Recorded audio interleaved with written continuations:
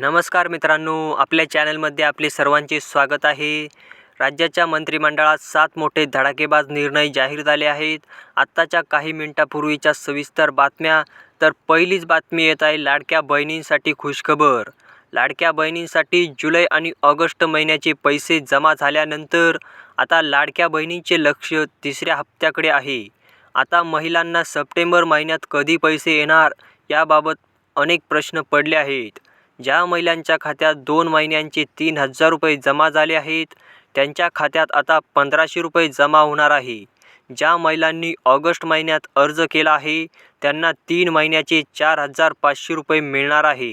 हा हप्ता कधी मिळणार याकडे आता लाडक्या बहिणींचे लक्ष लागले आहे. मीडिया रिपोर्टनुसार 19 सप्टेंबर ते 25 सप्टेंबर या कालावधीत महिलांच्या अकाउंटला आता पैसे जमा होणार आहे. पुढची मोठी बातमी आहे बघा, सुकन्या समृद्धी योजनेत मोठा बदल.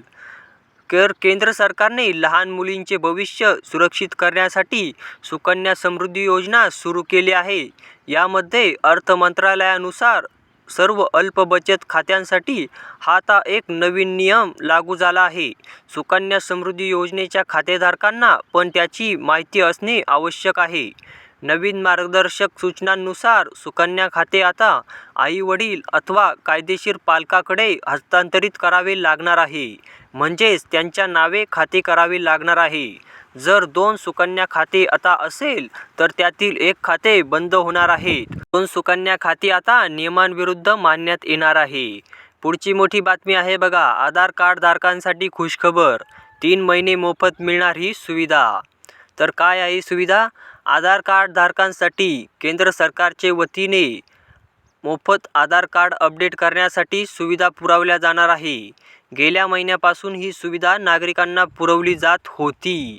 आता यामध्ये अजून 3 महिन्यांची मुदतवाढ करण्यात आली आहे.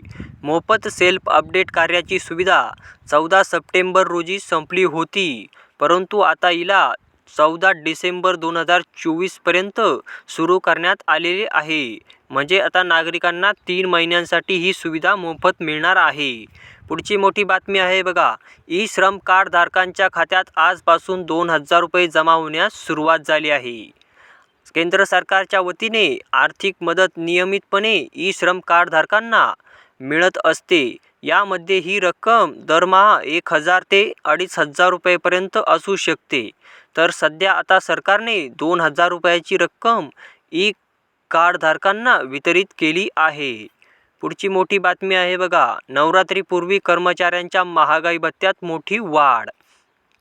25 सप्टेंबर रोजी होणाऱ्या कॅबिनेट बैठकीत महागाई भत्त्यातील वाढीचा मुद्दा चर्चेला येण्याची शक्यता आहे. या बैठकीनंतर सरकारकडून अधिकृत घोषणा होण्याची अपेक्षा आहे.